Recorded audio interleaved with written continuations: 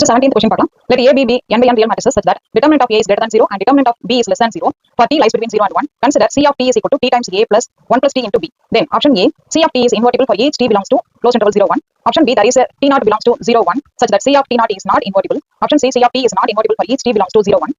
Option D, C of t is invertible for only finitely many t belongs to closed interval 0, 1. இந்த question பாத்தீங்கன்னா June 2016 CSIR எக்ஸாம்ல கேட்டாங்க. இந்த क्वेश्चनோட idea பாத்தீங்கன்னா A பீன்றது நமக்கு n by n ரியல் மேட்ரிக்ஸா எடுத்தீங்க அப்படினா அதுல டிட்டர்மினன்ட் ஆஃப் A வந்து நமக்கு greater than 0 பாசிட்டிவா இருக்கும். டிட்டர்மினன்ட் ஆஃப் B வந்து less than 0 நெகட்டிவா வரும்னு சொல்லிருக்காங்க. and t வேல்யூ நமக்கு lies between 0 and 1 இருக்கும்போது நம்ம ஒரு ஈக்குவேஷன் கொடுத்தாங்க. C of t is equal to ta plus 1 plus t into b கொடுத்தாங்க. இப்போ இந்த C of t யோட நேச்சர் எப்படி இருக்கும்ன்றது ஆப்ஷன்ல கொடுத்தாங்க. ஆப்ஷன் A ல பாத்தீங்கன்னா C of t வந்து இன்வெர்ட்டிபிளா இருக்கும். எல்லா t வேல்யூஸ்க்கும் இந்த 0 1 இன்டர்வல்ல இருக்கிற எல்லா t வேல்யூஸ்க்கும் C of t இன்வெர்ட்டிபிளா இருக்கும்னு சொல்லிருக்காங்க. அதே மாதிரி செகண்ட் ஆப்ஷன்ல ஏதோ ஒரு சில t not belongs to closed open interval 0 1 ல மட்டும் C of t நாட் இன்வெர்ட்டிபிளா இருக்கும் அப்படிங்கிறது செகண்ட் ஆப்ஷன். தேர்ட் ஆப்ஷன் பொறுத்த வரைக்கும் C of t இந்த இன்டர்வல் பொறுத்த வரைக்கும் எங்கேயுமே இன்வெர்ட்டிபிளா இருக்காது. Not invertible for each t belongs to 0 1. Option D பாத்தீங்கன்னா C of t invertible finitely many t values belongs to 0 1 என்ற இன்டர்வல்னு சொல்லிருக்காங்க. இந்த ஆப்ஷன்ல இருந்து இதெல்லாம் நீங்க ஆன்சர் கெஸ் பண்ணிருக்கலாம். ஆன்சர் பாத்தீங்கன்னா option B, there is a t naught belongs to 0 1 such that C of t naught is not invertible. அதாவது ஒரு சில t நாட்ல மட்டும் C of t naught வந்து இன்வெர்ட்டிபிளா இருக்காது அப்படிங்கறது தான் இதோட ஆன்சர். இந்த ஆன்சர் எப்படி வந்ததுன்னு பார்க்கலாம். இப்போ நம்ம கொடுத்த ஐடியா என்ன சொல்லிருக்கோம்? A and B ன்றது n by n real matrices.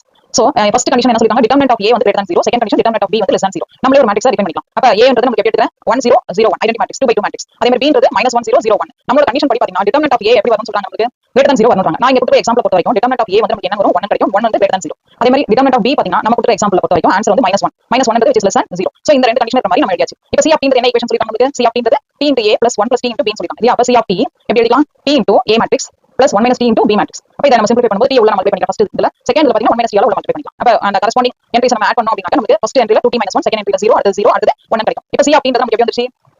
C of t ன்ற மேட்ரிக்ஸ் 2t minus 1 0 0 1 வந்துருச்சு. அப்ப நமக்கு பாத்தீங்கன்னா C of t நமக்கு இன்வெர்ட்டிபிளா இருக்கணும் அப்படினா என்ன கண்டிஷன் சாட்டிஸ்ஃபை பண்ணனும்? இன்வெர்ட்டிபிள் அப்படினா C of t யோட இன்வெர்ஸ் எக்ஸிஸ்ட் ஆகும். அப்ப இது இன்வெர்ட்டிபிளா இருக்கணும் அப்படினா C of t யோட இன்வெர்ஸ் எக்ஸிஸ்ட் ஆகும்.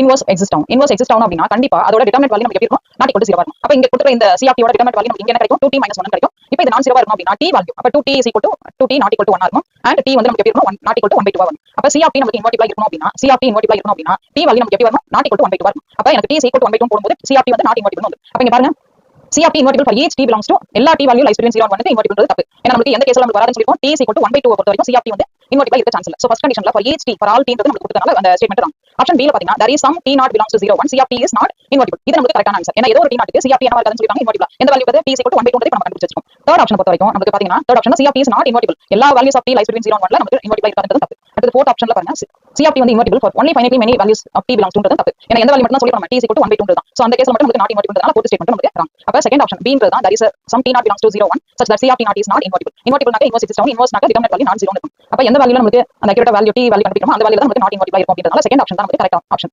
So option B is correct answer.